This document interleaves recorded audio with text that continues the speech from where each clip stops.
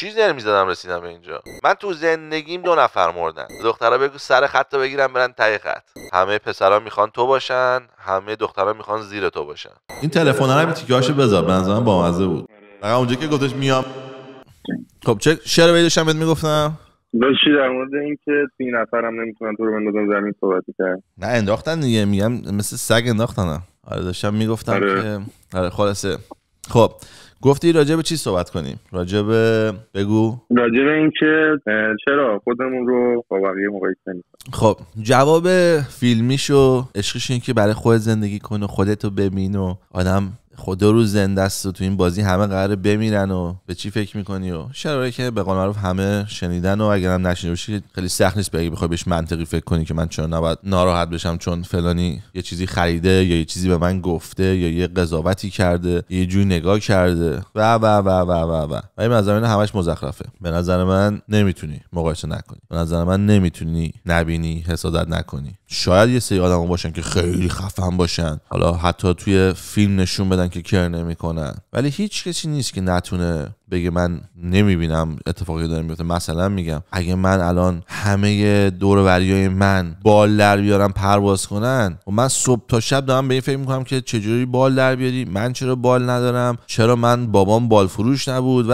همیشه این. واسه این نظر من اتفاقا باید مقایسه کنی و باید سعی کنی تو مقایسه ببری و اگه تو مقایسه نمیبری ناراحت نباشی. 2 تا راه داری، یکی این که سعی کنی قوی شی، یکی این که فرار کنی. حالا من مثال خودمو میزنم. مثل همیشه من همیشه تو همه دوستام تو همه جا سعی میکنم از همه جلوتر باشم. حالا به قول معروف خدا به ما شانس داد، قدم بلند بود، نمیدونم سالمم بودم، خانواده من مثلا خوب بود، اینا هم خب شانسای جانبی هم آوردم. ولی به غیر از اون خودم مثلا تو درس همیشه درسم خیلی خوب بود، توی ورزش خیلی خوب بودم، توی روابط خانوادگی خیلی خوب بودم، همه همیشه واسهشون خیلی عجیب بود. من خیلی مؤدب بودم، خیلی عین پاشا بودم دقیقاً، یا مثل بابام خیلی مؤدب بودم. واسه همین تو همه بازی‌ها برده بودم. من اومدم اینجا دلیلی که بی‌ادب شدم چون من رپ گوش میدادم وقتی تو ایران بودم. فیلمم که نگاه می‌کردیم تو فیلم فوش میدادن. گفتم خب اوکی، فرهنگ آمریکای شمالی فوشه. هر کی از خارج میومد گفتم آقا شما وقتی حرف میزنید تو فوشتون مثلا تو حرفاتون فوش میدین مثلا؟ من میگفت آره. گفتم خب اوکی، ما از آدم میپرسیم که از آمریکا اومده میگه فوش میدیم، آدم میبینیم از آمریکا اومده فوش میده، موزیک آمریکایی گوش میدیم توش فوش میده، فیلم آمریکایی نگاه میکنیم توش فوش میده. پس من اومدم توی کشوری که فوش دادن توش منطقیه و جزئی از فرهنگه و من اینجا شروع کردم فوش دادن.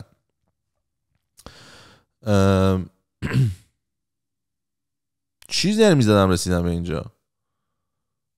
به این که کسی مقایسه نکنه، کسی مقایسه نکنه، آدم قابل مقایسه نیست.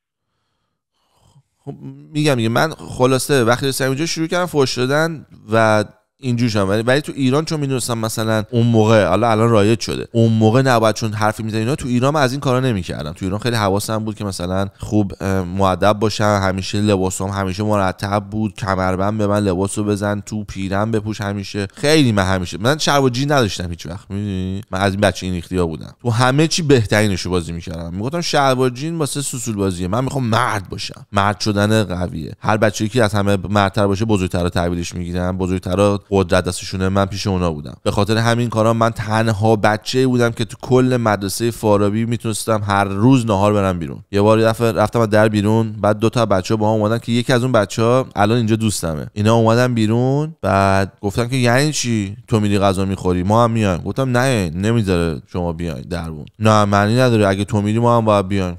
نمیتونین، معلومه که میتونیم بیام، ما میایم، برو بریم ببینیم. گفتم اوکی. یه حیاط اومدیم و فلان. بعد همیشه یه نفر بود که اجازه میداد که بری تو ساختمون زنگای تفریحی. نمیدونم هنوز اینجوری یا نه. تو زنگ تفریحی بود همه از ساختمون میومدن بیرون، کسی نمیتونه تو ساختمون بمونه و همه تو حیاط بودن. بعد من معمولا خودم کسی بودم که مسئول این دره بودم. بعضی موقع چون همیشه خواستم بازی کنم مسئولیت رو قبول نمیکردم، گفتم بدین به یکی دیگه. و یه پسره رو آوردن گذاشتن اونجا. من روز اول اومدم اینجوری در زدم، من اینجوری لای درو باز کردم. و مثلا با این عادت داشتم، من وقتی این کارو میکردم در باز میشد میرفتم تو.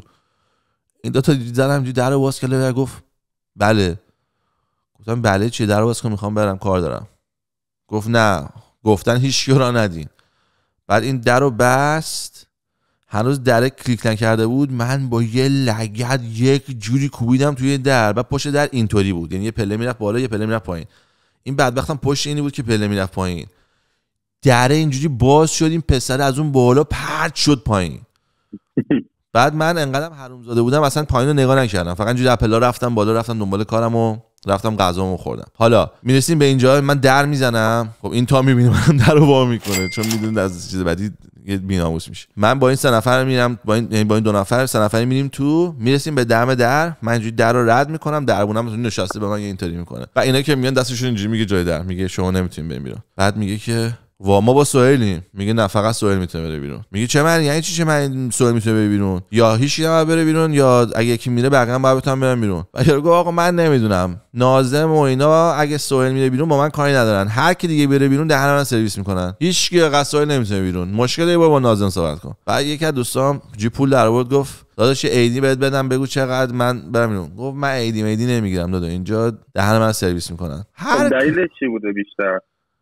چون من همه جلوتر بودم و وقتی اون مسئولا می اومدن میدیدن منو جزئی بیشتر از خودشون میدیدن تا دانش آموز و منو نمیتونستم. منظورت از جلوتر چیزی میگی؟ یعنی از لحاظ ببین یعنی تو همه چی حواسم بود تا نه تو همه چی، شخصیتی، موقعیت رو بشناسی، کمک کردن، بی‌ناموس نبودم. مثلا یهو تو می‌دیدی من داشتم تو توالت رو میشستم، بعد میگفتی یهو میگم چرا؟ گفتم که آقا این یارو دربون رو دیدم که مثلا کسی که تمیز میکنه رو دیدم دستشو بسته. بعد میگم چرا؟ میگه دستم درد میکنه و چون که باید توالت بشورم خوب نمیشه چون هی باید از دستم استفاده کنم. میگم خب بذار من توش میام. یه دفعه ناظم اومد توی کلاس، بعد من پشت صندلی‌ها لای صندلی‌ها بودم. هی اومد تو چیکار می‌کنی اونجا؟ دستتو بیار بالا. دستام جوردم بالا، بعد تو دستام پر آشغال بود. بعد گفتم چیکار می‌کنی؟ دارم آشغالا رو جمع می‌کنم. این من که بیکارم، زودم اومدم روز مدرسه، بچه‌ها روز نیومدم، کسی نمیاد بازی کنیم. من بدون که انوایسم دارم آشغالا رو جمع می‌کنم که این بنده خدا میاد نخواد تمیز کنه، یه خورده رو ریلکس بشه. ببین ناظمه پشماش ریخت این صحنه رو دید. بعد این کسی که بعد تصمیم میگیره که من میام ببخشید من میخوام برم بیرون ناهار بخورم، میتونم؟ اصلا یارو یه من میگه آره برو تو. بعد میرم ناهار میخورم، برمیگردم یه چرکه هم واسه اون میخریدم. گفتم بفرمایید. گفتم من ناهار خوردم. گفتم خب اوکی ببر خونه شام بزن. یعنی ملای باج میدادم که باج نبود، انگار دارم تشکر میکنم. بعد یارو توی لوپی قرار میگرفت که فردا میومدم نمی‌تونست بگه ببین من یه بار بده اجازه دادم دیگه پرو نشه دیگه برو گم شو، یا میگفت چلو کباب شب واسم بیاره، یا میگفت دیگه آقا این خیلی مرده دیگه برو دیگه. دفعه سوم که دیگه اصلا نمیپرسیدم، میاتم پیش چیزی میگفتم تموم میشد. میبینی من همه چیو سیستماتیک حل میکردم، اینجوری نبود که اتفاق میافتاد. واقعا تو مرسو 500 تا بچه بود، فقط من میتونستم برم بیام، دو نفر دومی هم وجود نداشت. واسه همین خیلی من بدشون میاد. خیلی از آدمایی که من همین مسابقه که تورنتو بودم یه دو پسری میشستم خیلی دوستشون دارم و تو زندگی فقط اینا رو یه بار دیدم توی مسافرت. چند روز دیدمشون، دیگه هیچ وقت ندیدمشون واسه چندین سال. تا این سفر تورنتو من دعوت کردن خونهشون، رفتم یه خونه خیلی خوشگل داشتن و نزدیک داونتاون و فلان به سال عشق کردم. رفتم نشستم توی خونه دوستاشون دعوت کردن، چند تا دوستاشون که اومدن یه خورده حرف راجع به من شد که آره مثلا این تو بفرمایشام بوده، این یوتیوب داره اینا. یه خورده حرف راجع به من شد، منم یه خورده حرفای خودمو زدم و داستانی که همینجوری واسه بچه‌ها تعریف کردم از این حرفا. بعد یکی از اون آقانی که اونجا بود، حالا مثلا بهت میگم اینا که این جمعی که هست همشون مثلا آدمایین که تحصیل کردن، پولای خوب در میارن، یعنی زندگی خوبی دارن و مثلا دکتر نیستن، یه لول پایین تر، مثلا میدونی مثلا فارماسیست و داروخانه کار میکنه و از این تو اون لول یه لول پایین تر. بعد یکیشون برگشت گفتش که آقا من از زندگی متنفر شدم، یعنی اصلا من زندگی نمیکنم، این داره زندگی میکنه. بعد اون خانومه که منو 5 ساله میشناسه برگشت گفتش که آره وقتی که گفت یه سهیل does that to you، فارسیش میشه گفت سهیل این کارو با آدم میکنه، یعنی وقتی میاد پیش بغل میشینه و زندگی شده خودت میبینی از زندگی خود متنفر میشی. حالا من سر این موضوع خیلی از دوستام یه تو گفتم 2 تا راه حل داری، یکی که خودتو بهتر کنی، یکی دومیش اینه که فرار کنی. بیشترین دلیلی که من دوست از دست میدم اینه که دوستام از جلو رفتن من خسته میشن، چون من تو همه چی جلو میرم. اینجوری نیست که مثلا اخلاقمو خوب میکنم بعد یادم میره بمونم. من تنها چیزیه که توش هیچ نوع کنترلی ندارم و نمیفهمم چیه غذا خوردنمه. یعنی من تو داستان غذا خوردن و کنترل غذا و اینا بدترین آدمی رو کره زمینم. میدونم درستش چیه، میتونم به کسی یاد بدم ولی خودم نمیتونم کنم. بچه‌ام سالمن، بچه پاشاد همه بدنش عضله‌ای نه ورزش میکنه به خوش میرسه. هر روز اول بهش یاد دادم چی بده چی خوبه چه جوری غذا بخوری. ما همه چیزو برعکس یاد گرفتیم. حالا من اینا خب الان همین میشه نقطه ضعف تو دیگه. مثلا اینکه مثلا نمیتونی رو غذا کنترل کنی. خب ببین الان مثلا این یه نقطه ضعف توه. خب چه جوری اوکی میشه؟ خب الان مثلا خیلی چیزایی که نقطه قوت توه نقطه ضعف بقیه هم هست. اونا چیکار کنن که بتونن به این لول برسن؟ تو میگی مثلا نه همه چی. خب ببین اگر ببین من عکس دارم با سیکس پک دیگه. اگه ادیتور میشه از اینستاگرامم برداره الان بذار تو ویدیو. من عکس با سیکس پک دارم. خب اگه عکس با سیکس پک نداشتم حرفی که داشتم بهت میزدم زر بود. دلیلی هم که سیکس پک دارم همینه که بگم من اگر دنیا به سیکس پک بود بیا من میتونم بهش برسم. میفهمی چی هم بهت میگم؟ گرفتم. به دنیایی که باید پول در بیاری، به دنیایی که باید چی این خواستن است که همیشه آدمو این مدلی میکنه. درسته؟ من خواستنه. من میگم تو هر کاری میتونی بهترینش باشی. حالا 80 تا 90 منظورمه. ها خفن ترینش نه ولی میتونی جز خیلی عالی انجام بدی. خیلی عالی هیکل چیه که لاغر باشی و سیکس پک داشته باشی و اتو هم سالم باشی، نه اینکه مثلا فقط پروتئین میخوری و پودر آشغال میخوری بعد بری دکتر بگه نه تو کبد داغونه کلیت داغونه چون این آشغالی که تو میخوری بعد پروتئین.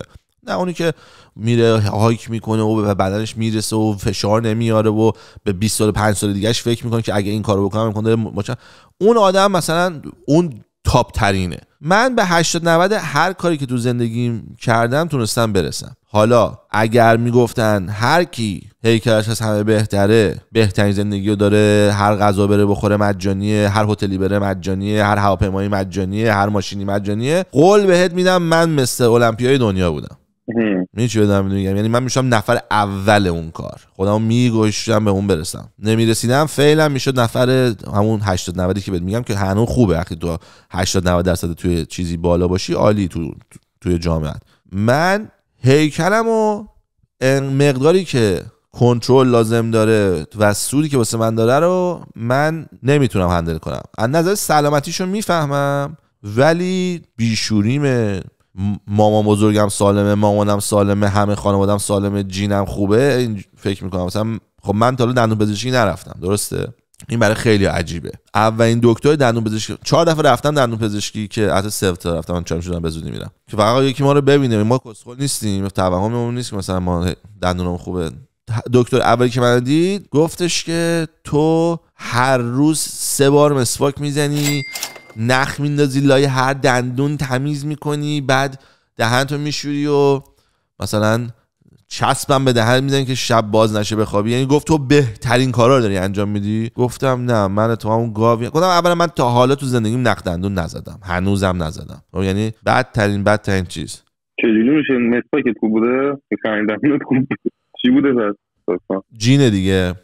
بعد من میگم تا حالا یعنی روزی یه بار مسواک میزنی؟ روزی یه بار فقط صبح. شب چندین بار شده داشتم شکلات میخوردم، تو خوردن شکلات خوابم برده. بعد صبح که بلند شدم شکلات همون تو دهنم بود. این خیلی برام جالبه که شکلات مثلا بخوری میره تو فکر کنم مثلا آروم آروم بره ولی قشنگ یه که شکلات صبح نشدم اوه چه باحال شکلاته. خب من این اصلا یعنی بدترین حالتی که تو بتونی دندان نگهداری کنی من میکنم. دندونم سالمه. شکلات بخوری چیز نمیشه. شب خوابت نمیبره. مثلا یکی آدمای معمولی شب خوابشون نمیبره مسواک نزنن. خب بعد روی اون حساب میفهمم که جین یه کارت خیلی مهمه تو سلامتی. بعد چون من جین سلامتی رو گرفتم، تمام فک و فامیلم سالمن. من تو زندگیم 2 نفر مردن. تو کل زندگیم 41 سال 2 نفر فقط مردن. یکیشون 90 سالش بود، یکیشون هم سنش مثلا 65 70 بود. بعد میرفت یهو 40 کیلومتر میدوید. بعد تو یکی از این دعا به قلب فشار میاد سکته میکنه میمیره. یعنی اونم خودشو کشت. برای همین گفتم که آقا ما که آلردی شخصیتم بخور هست، عشق زندگیم هم که خوردنه، جین خوبم که گرفتیم، بذار حالشو ببرم دیگه. اینجوری بهش نگاه کردم. یعنی گفتم که اوکی چاقی ضرر خودشو داره ولی اوکی من حال میکنم باش. از اینکه من نکشه میتونم با کمر دند و زانو در اینش راه بیام. میگم اوکی من یک کنگوشوزی نمیبینم. در ازاش باید مثلا صبح بلند شم 1 ساعت ورزش کنم هر روز که کمر درد نشم. میگم اوکی من با 1 ساعت کمر درد، من با کمر درد دیل کردم برام راحت تره تا 1 ساعت ورزش کنم. کاملا انتخاب احمقانه، کاملا اولاغانه، انتخاب بنده است. یعنی اینجوریه. ولی دارم بهت میگم اگر سیستم به این بود، من هر دفعه دوست دخترمو بریک اپ میکردم هیکلم سری میشه بوش اونجوری، چون میدونستم الان برای من دختر میاره، سری هیکل من لاغر میشد که یادم یه دفعه خط بغل پهلوم از زیر بغل پهلوم اینجوری میرفت توی شورت. بعد مامانم داشت رد میشه گفت به دخترا بگو سر خط رو بگیرن برن ته خط. میدونی من اینا رو داشتم، گفتم خیلی وقتی لازم باشه استفادهش میکنیم، ولی الان فقط چیز سلامتیش واسم مهمه و چیز سلامتیش دلم میخواد بهش برسم. یعنی اگه مثلا قرص بود میخوردی یه اتفاق واسط میافتاد میکردم، ولی اونقدر واسم مهم نیست که بخوام برم عمل کنم و از این حرفا معده رو تور بنداز از این کارا. نه، دوست دارم از کره خوری لذت میبرم و میخوام اگه یه روزی اتفاقی مرا کشت، همین مثلا میگم به خاطر غذای بدش بوده، اشکال نداره. آقا دیشب اوکی، حالا مثلا اینا رو گفتی ولی مثلا حالا این موضوع بیشتر بستگی به این چیز ربط داشته، مثلا تو یه موفقیتی رو بیشتر به دست میاری، مثلا یکی دیگه بیشتر به تحصیلی میکنه، این مقایسه کردن بود بیشتر. حالا مثلا این ژنتیک اینا نه من داشتم توضیح دادم که چرا من این کارو میکنم. یعنی میگم آدما باید تو همه کاراشون خودشون رو بهترین کنین که وقتی مقایسه میکنی بد نباشه. تو کی بدخواهی بود وقتی که مقایسه میکنی و به فنا میری، مثلا نگاه میکنی یارو خیلی حتی بیشتر رفته جلو، ولی اگه تو داری مثبت میری اونم داره مثبت میره، حالا 2 برابر 3 برابر تو کاملا میتونی حذف کنی اینو. یعنی اصلا بهت فشار نمیاد و مقایسه خوبیه. تو میگه اوکی چجوری رفتی این خونه رو خریدی؟ من میگه او رفتم پیش این یارو، این انقدر بهش مثلا پول دادم کارمو درست کرد، یا این کارو کردم که بتونم درست کنم، بعد تو هم میری اون کارو میکنی. یا باید روش دوم استفاده کنی که فرار کنی، میگه آقا پیشرفتی که این رفیق ما بغل ما داره یه جوری که منو اذیت میکنه و به نظر من اشکال نداره این کارو بکنی. به اون بدبختی که دو در میکنی نامردی میشه، چون اون چیکار کرده به قضیه که موفق شده. ولی واقعا زجر و تنفری که بدون اینکه بفهمی توی آدمای دور و بر درست میکنی درست نیست، تقصیر تو هم نیستش. من الان مثلا میگم صاحب فیسبوک رو نمیشناسم ولی مثل سگ بهش حسودی میکنم. شاید یارو مثلا زنش بی تربیت، خودش مثلا 10 تا مشکل داره که مثلا اصلا ما خبر نداریم فلان بسا، ولی من همش میگم که خوش به حالش چون که موفقه فقط. پس این منطقیه که اگه مثلا اون یارو بغل ما هم بود، رفیق فابریک من بود، خب تو دعوانی میشدی دیگه، میگفت این یارو کد نوشت ما داشتیم و تقبقه چشیم دختر بازی میکنیم، این الان کجاست من کجام. خب تو هر خودتو فوش میدی دیگه، چرا با این نزدیکی نکردی، چرا با این کار نکردی، چرا تو کد نرفتی یاد بگیری، چرا اصلا تو اون نبودی. واسه من اصلا تو نمیتونی مقایسه نکنی، غیر ممکنه. تو خیابون راه میری 10 نفر برگردن نگاه میکنن، شروع کنی خودت نگاه کردن، چرا من به این چپ نگاه میکنین؟ 10 تا آدم تو خیابون که نمیشناسنه، تو مسافرت. یعنی بیشتر منظورت اینه که اون مقایسه ما رو حرص نده ولی پوش کنه بعد از همون برسیم. من میگم بله، و من میگم مقایسه اصلا ما ساخته شدیم رو مقایسه. یعنی اصلا من فکر کنم دلیل پیشرفت انسان مقایسه است که فقط دیدی این چی داره من هم داشته باشم، این چی داره من هم داشته باشم، و هی هر کی خواسته یه کاری بکنه، هی کی بهتر از اون کرده، فقط پیشرفت. چون تو اگه مقایسه نکنی، خب تو اگه مقایسه نکنی تکنیکی میشیم یه حیوان، و حیونا اگه نگاه کنی خیلی راحتن تو سیچویشنی که هستن. حیونا تو زجر نیستن، میاد بیرون میخوره، شب خوابیده روش داره بارون میاد، داره بخواب بیدار نمیشه، چشاش داره آب میریزه، خوابیده تخمش هم اونم چون مقایسه رو اونا بلد نیستن. نمیگه او اون گوزنه داره علف خوب میخوره ما بریم یاد بگیریم این علف رو اینجا بکاریم، هیچ نوع سودی تو هیچ جایی نداره. مثلا ما چون مقایسه میکنیم همش تو خود مقایسه کنیم بهتر میکنیم. منظور همین ترقی و پیشرفت از همین مقایسه میاد دیگه. یعنی حالا مثلا کسی که تلفن مثلا ساده رو اختراع کرده دیگه نمیاد نفر بعدی تلفن ساده رو اختراع کنه، مثلا یه تلفن مثلا اندروید اختراع میکنه. همین مقایسه کردن باعث پیشرفت میشه. من فکر میکنم مقایسه یکی از مهمترین چیزهای زندگیه. وقتی که بالای بازی باشی که من یه زمانایی بودم، اصلا دنیا مال توه. خیلی جالبه، هر جا وارد میشی همه میخوان، انگلیسی یه چیز باحال دارن، میگه همه پسرا میخوان تو باشن، همه دخترا میخوان زیر تو باشن. اینو بعد احساس میکنی. آدمایی که اینو تو زندگیشون احساس نمیکنن میس اوت میکنن. به نظر من منطقیش اینه که همه نمیتونن اینو احساس کنن، چون اگه آسون بود خب همه میکردن و دیگه اصلا چیزی نبود که مقایسه بخوای بکنی. دلیلی هم که من اینجا زندگیمو پاس کردم و رفتم تو در واقع بازنشستگی، من دیدم الان یه جای خوبی هستم که زندگی ملوی رو به بالا دارم و اینو میتونم تا آخر عمرم ساستین کنم، نگرش دارم و بهترش هم بکنم، یعنی پیشرفتم بکنم، قوی ترم بشم. ولی اگه من ادامه میدونم تو بازی پول و من بیشتر پول میخوام و اینا، بعد مثلا الان مثلا میگم الان برادر النا یه دونه قایق خریده که توش 6 نفر یا 8 نفر توش جا میشه، ولی 8 نفر که نشستن دیگه هیچ چی جا نیست. یه قایق کوچولو انقدر حال میکنه، میارتش میشورتش میذارتش رو کش میزنه، اسپری میزنه که مثلا چرمش مثلا نرم بمونه. رفت مینداختمش توی آب. بعد یه یارو بغلم یه قایق داشت که قایق کمکیش که اگه داشت میرفت پایین از قایق این بزرگتر بود. یعنی یارو قایقش یه قایقی داشت که هیچ وقت اینو امیدوارن استفاده نکنن تا آخر عمرشون. بعد قایق آشغالیش بزرگترین اچیومنت این یکی آقا بود. خب اون آقا نمیتونه مقایسه نکنه، میتونی بگی آره فلان، ولی زره. اون یارو وقتی اینو میبینه میگه میشه من یه روزی اونو بخرم. و این بازیه تمومی نداره متاسفانه. ته داستانی میگم، همیشه بهم میگم اگر ایلان ماسک و مارک زاکربرگ برن توی اتاق بهش میگه آخه موشک نداری چاقال، اونم شب میره خونه میخوابه میگه من میخوام یه کمپانی موشک بزنم، فقط به خاطر اینکه ایلان ماسک بهش گند زد توی مهمونی، نه به خاطر اینکه میخواد انسانو پیشرفت بده فلان. به خدا بهت میگم همه دنیا اینقدر کوچیکه، همه دنیاشون اون 30 یا 300 نفر دورشونه. اگه تو 300 نفر دورت همه بنا باشن، شانسی که تو هم بنا بشی خیلی زیاده. اگه همه اینا میلیونر و فلان، تو همون شبیه اونا احتمالاً میشی. این داستان دنیاست. واسه همین اونا همه با همن. اون یارو که یه قایق خرید 300 میلیون تو روزنامه شهر می‌نویسن فلانی قایق خرید 300 میلیون دلار، ولی وقتی میره توی کنکون اینو پارک میکنه یا میره توی مثلا اروپا اینو پارک میکنه، یه قایق میاد بغلش پارک میکنه 670 میلیون. بعد این یارو داره اونو نگاه میکنه. بعد من تو زندگیم اینو دیدم از چش همین آدمای تو این لول پولدار، حالا نه تو این لول ولی کمتر، و من فهمیدم که تو اگر این بازی پولو یه روز کویت نکنی، یه روز بیخیالش نشی، هیچ وقت خوشحال نمیشی، هیچ وقت تمام نمیشه. تو فقط یه بازی رو همینجوری میری و بعد یه روزم میمیری تو بهترین موقع زندگیت به چپت. ولی اگه تو اینو زودتر بیخیال بشی و شروع کنی حال کردن، من الان که میرم توی آب همه قایقا برام قشنگن، هیچ قایقی من ناراحت نمیکنه، چون من نمیخوام چه قایق بخرم. ولی اولین باری که وارد قایق شم، هر قایقی واسم مهمه، سالش چیه، موتورش چیه، چه بنزینی میخوره، چقدر اینو داره، اتاق داره، توالت داره، فاضلابش چقدر جا داره، همه چی قایقا دیگه واسه من مهم میشه.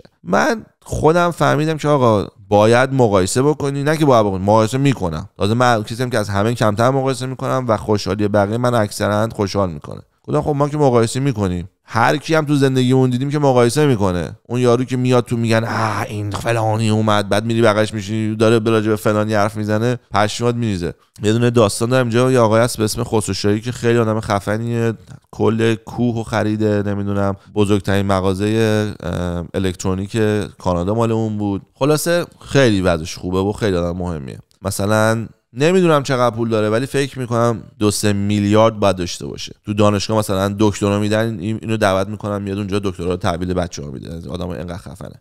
یکی از دوست دخترای من باباش رفیق این بود، رفیق فابریک این بود. بعد دوست دخترم میگفتش که رفته بود توی خونهشون، بعد دخترش داشت با یه نفر میخواست هوکاپ کنه، عروسی کنه. بعد باباه همین آقای خسروشاهی داشته واسه بابای رفیق دوست دختر من توضیح میداده که آره خیلی پسر پول داره باباش.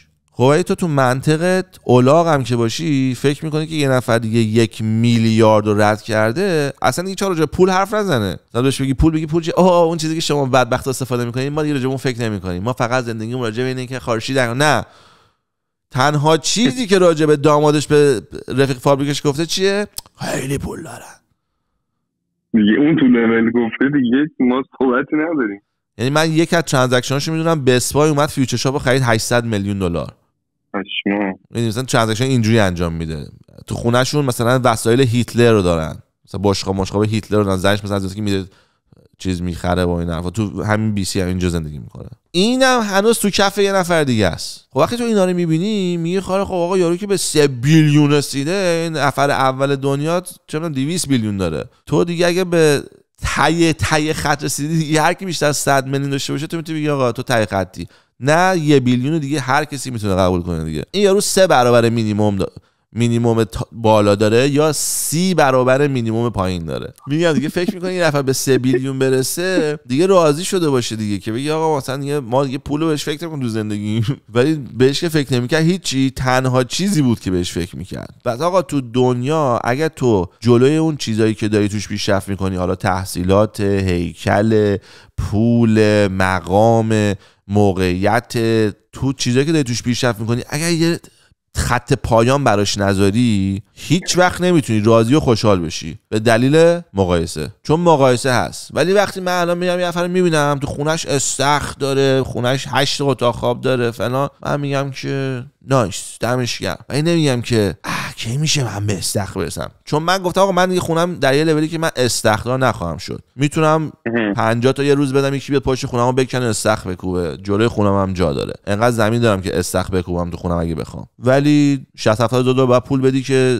بر نمیگرده، پولی که تو دادی. شهری نیستیم که استخر توش مهم باشه. ولی قبلا که داشتم گفتم الان خونه ندارم، هر خونه بزرگتر میدیدم اونو میخواستم. الان چند روز خونه یارو انقدر خونش خوشگل و اصلا باور نکردنی بود، پر و کرکم ریخته بود که یعنی چقدر خونه رو میتونی نفر خوشگل درست کنه و باحال. بعد تو خونش مثلا دیوارای ساخته سیمتری، راک کلایمینگ، بعد زاویه داره، بعد این دیوارای خونه است که یه جوری ساخته که از بیرون راک کلایمینگ باشه، تون باشه، و زمین تنیس داره، استخر داره، استخر سرپوشیده داره، یه جیم کامل داره، بعد 2 طبقه چیز داره، بعد دیوار داره که همش دیزاینه، بعد در مخفی داره میچرخه میری توش، می تو آفیسش اصلا نمیدونی چه خونه، لامبورگینی، فراری داره. اصلا رفتم تو خونش شورت تو پام پاره شدم، خوشگل بود. ولی اصلا یک ملو احساس حسودی نکردم که من دارم میخونه رو میخواست، چون گفتم که آقا این اصلا تو لول من نیست. من خطمو بریدم، گفتم که من میخوام یه خونه داشته باشم که خونه باشه، بزرگ باشه،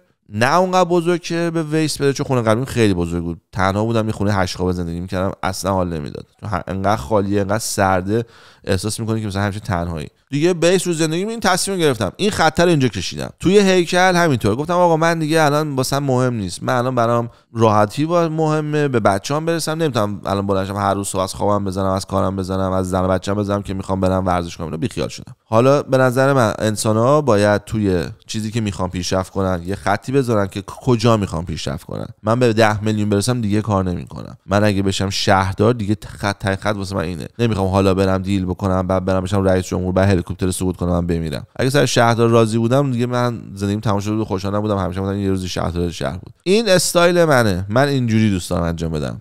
معنیش نیست درسته، معنیش نیست اشتباهه، این کار بنده است. واسه نظر آدما اینجوری اصلا خیلی بهشون هم بیشتر خوش میگذره. یعنی تو بدونی ته خاصه‌ای که داری چقدر، ته کاری که میخوای بکنی چقدر، هم تکلیفت با خود مشخص داره، همین که وقتی بهش میرسی توقعشو داری، یعنی اینجوری تعجب نمیکنی که مثلا فلان یا مثلا بیشتر نمیخوای، یه اوکی دیگه رسیدن. الان مثلا خود مثال داری دیگه، میگی الان من با این خونه که دارم راضیم، ته حرفو زدی دیگه. آره اگه راضی نباشی هیچ وقت ته نداره و همیشه ناراضی میمونی. و میگم تو همه چی هست. من رفیقم که هیکلش عالیه، هر روز داره ورزش میکنه، سالی 2 بار داره استروید میزنه، بعد تو دیگه یه جا هستی که میگی چرا دادا 45 سال اون داره میشه، برای کی داری این کارو میکنی؟ بچه داری، زن داری، میگیم بریم مسافرت، نه من نمیتونم، ورزشگاه نداره. یعنی اگه مثلا تاثیر رو زندگیت نداشت زر میزنم، ولی داریم میبینیم که شب نمیتونیم بریم بیرون چون تو صبح تا زود باش بری ورزش کنی،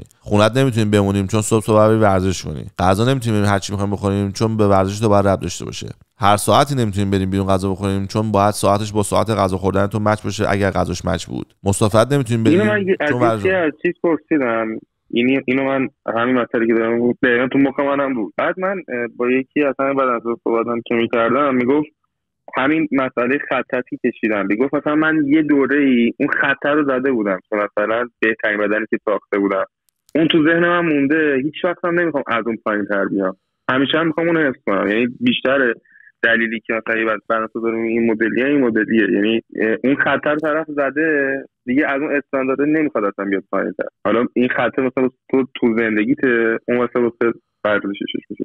خب من میگم دیگه، من هم به نظر من مال اون اشتباه بود. یعنی اون میتونه هر روز صبح بلند شه تو خونه، هر ساعتی که بلند شد دو تا کش داشته باشه و اینا، بشینه ورزش کنه. حالا وقتی لخت میشه سیکس پک هم نشه، شامش صاف باشه، خط اون سیکس پک هست. ولی بگی آقا من الان به خاطر اینکه به اون سیکس پک برسم باید به خودم آمپول بزنم، باید خرج کنم که به خودم آمپول بزنم. آمپول میزنم اخلاقم عوض میشه چون هورمون بدنم جابجا میشه. بعد دیگه نمیتونم با زن رابطه داشته باشم چون که روی دورم صحابتی زنم از این موضوع خوشحال نیست. و این 10 تا 20 نوع مدل واسه من داره اذیت تو زندگی میاره. چرا من باید اینو بچسبم تو سن 40 سالگی؟ معنی واسه من نداره. من نمیگم برو شیک و شیکم در آوردم مثل من بشو، ولی میگم بگو خیلی خب من اگه میخوام برم هر روز باید این کارو این لول ورزش بکنم، این آمپول بزنم، این بمونم، یا میتونم بیام خونه روزی 40 دقیقه خواب که بیدار میشم با 2 تا کش ورزش‌های خفن بکنم، شنا برو فلان برو این کارو بکن، شیکم بزن، برعکس باشه از آب بارفیکس شیکم بزن، کار خفن نمیگم سوسول بازی. 40 دقیقه ورزش بکن بپر تو همون، اصلا کسی نمیفهمه که تو این کار داری میکنی. مسافرت میریم ساعت 10 صبح خواب بلند میشیم میریم تا 10 و 40 دقیقه دیگه میاد بعد اتاق میاد بیرون 10 و زندگیمون رو میکنیم. حالا تو 12 خوابیم 12 خوابیم، فرانسه بودیم. غذامو ریلکس میکنم، ورزش هم میارم تو خونه، سیکس پک هم تبدیل میشه به شکم صاف، بازوی 60 سانتی میشه 47 سانت، ولی هنوز قوی ام. هر کی منو میبینه میدونه ورزشکارم، سلامتم هم بالاست. از نظر مالی جلو افتادم، از نظر سلامتی جلو افتادم که دیگه به بدنم انقدر فشار نمیارم، دوما انقدر به خودم مواد نمیزنم، پس همه جوره میافتم جلو. ولی نمیکنه این کار. یه جوری میگه انگار لایفش بهش بستگی داره. خب به نظر من این اشتباهه. چرا؟ چون به خودت یه خط نکشی که به جای میرسی دیگه بعدش ریلکس کنی. این 2 قرون بنده بود. دمتون گرم. چاکس. سوال